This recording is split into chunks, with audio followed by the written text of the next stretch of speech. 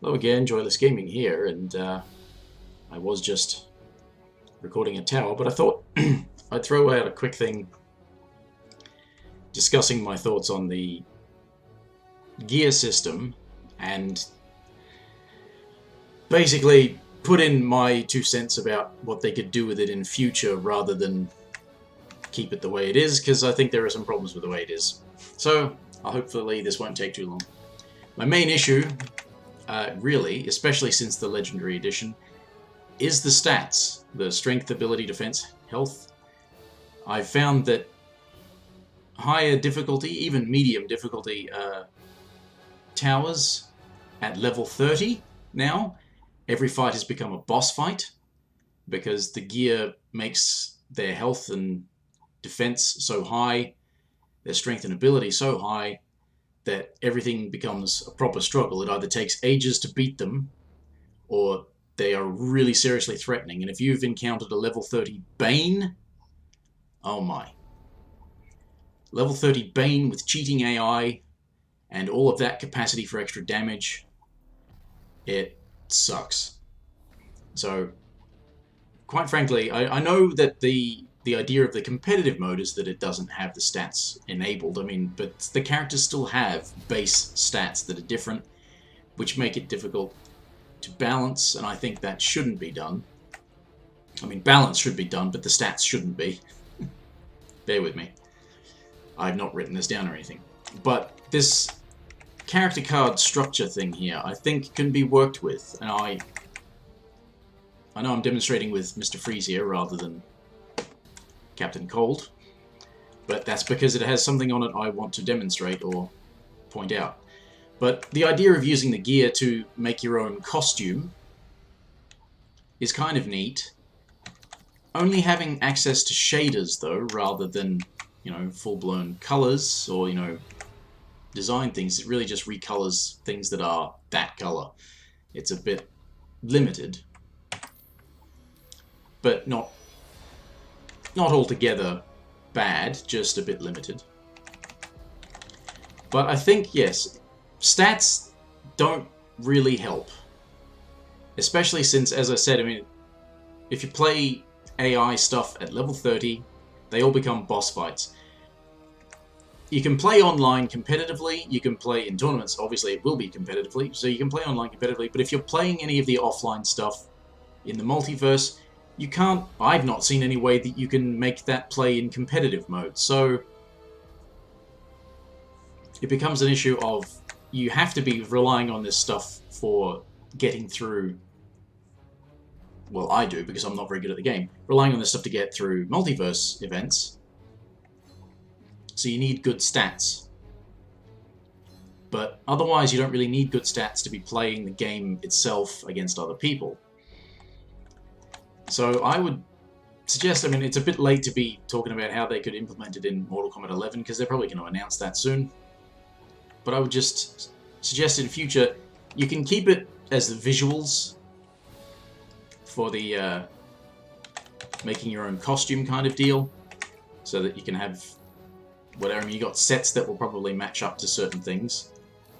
There's not a great deal of variation in these things because of, like, he's just wearing winter gear, but that would spare us this obnoxious leveling thing, which is completely unnecessary. I don't know why anybody would have wanted to add character leveling to a fighting game. It's not a role-playing game, and it's a bit of an unnecessary extra faffing around, and people who only ever play online or multiplayer offline and in competitive modes, they would only want it for the visuals.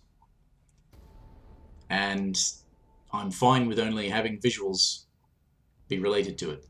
Then that way you also only need one piece. Then you can make it drop less frequently, so it's less of this garbage dropping all the time. But anyway, I would say don't even have it drop, because who needs loot boxes in a bloody fighting game? But this character card, you can have your costume created. I think what is good about this stuff and could be carried on is you could make it a variation on the Mortal Kombat variation system, where you could craft your own variation. And I think this, like the level 30 augments, which I can't access because my Captain Cold Mr. Freeze is not at level 30 yet, they're actually kind of lame. They mostly adjust stats, which I think should be done away with. And there's a couple of things about getting extra gear in that. What I think, now that they've added that in there, with these 3 slots that you've got, the 2 ability slots and the augment slot, the augment slot could be a great place to put like a passive ability. And the reason I'm looking at Mr. Freeze here is because this is an example of a passive ability I think that would be good to select. That frozen opponents take damage over time while they're frozen. Now, if you put that on as a passive ability, that would change how you can play with the character. You wouldn't be getting them, moving away from the freeze as quickly as possible. You'd want to let them sit there as long as possible to take extra damage. And then you could have these 2 slots for your active abilities, which most of Captain Cold's are not very good. There are these weird things like that. And they could be good, but they actually just aren't good. That's just terrible, though. But you could select abilities you wanted to use that modify existing ones or, add to existing ones. And you can balance them based on what they do. Pardon me. And then you have the augments for passive abilities. And like there's also on here, there's opponents frozen by... I haven't got the full set on. But opponents frozen stay frozen for extra time. Now, as I'm saying, if you made that a passive ability that you could equip in the augment slot, you couldn't have both the damage over time to frozen opponents and the extra duration on frozen opponents. So there is a semblance of balance to it by going about it in that fashion. And there's a semblance of balance to the abilities. They don't balance them very well because they're not available in competitive mode, but they can change the way that you play. And you take, for example, everybody talks about how, where is it? This one, although it's also on, do I have it equipped? No, it's just on that one. This ability of Catwoman's is like, oh, it's broken, is Catcall. Well, it is kind of broken in certain circumstances, but it could easily be balanced by making it so that you can only use it once in a combo.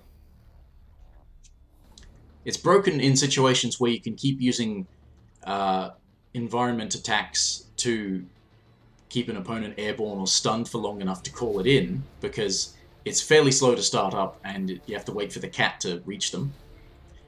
But it causes a restand, so it's basically a trap ability, kind of like Aliens in MKX, the Alien Conjurer variation had the Overmorph, put the eggs out, that would then have the facehugger jump out. So it does the same thing in a slightly different way. And if you think it's broken, as I said, you can easily balance it by making it only usable once in a combo. Or make it so that if you use it twice, the second one ends the combo.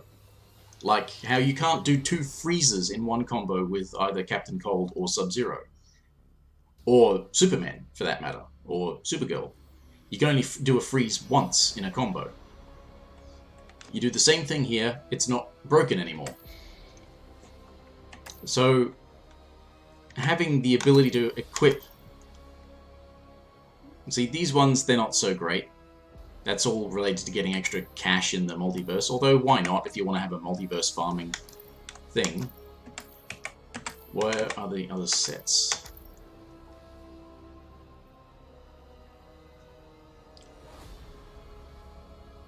Yeah, there you go. That first passive there, ambush. Bombs planted on environmental interactions. I mean, that would be different because you couldn't put that on a power character. But if that were your passive ability, you could have... I mean, having a passive ability related to an equipped ability means that you're really building the variation of yours around that. And that's what I've done here by using this set with this ability, which revives her. And so that would be a case of both ability slots and your passive ability are taken up, creating this thing where you can revive if you are defeated, you can come back with a whole bunch of extra health. Problem, it doesn't tell you that this actually recovers a small amount of health. It's actually like Unstoppable Jason in MKX, and there was somebody before that too, wasn't there? Was there somebody in the first Injustice like that? That recovers health based on the amount of super meter that's remaining. It doesn't tell you that, but that's what it does. But that's how I think that the gear system could be revamped. You have visuals for the slots so that you can craft your own costume. But these abilities and augments could really be used to great effect if the augments were instead like passives that you would find on things like this.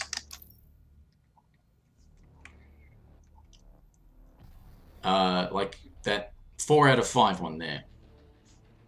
Changing his character power, one part of his character power, to freeze them faster, but it hits in a smaller area. You know, that sort of thing would be an interesting way of going about crafting your own variation.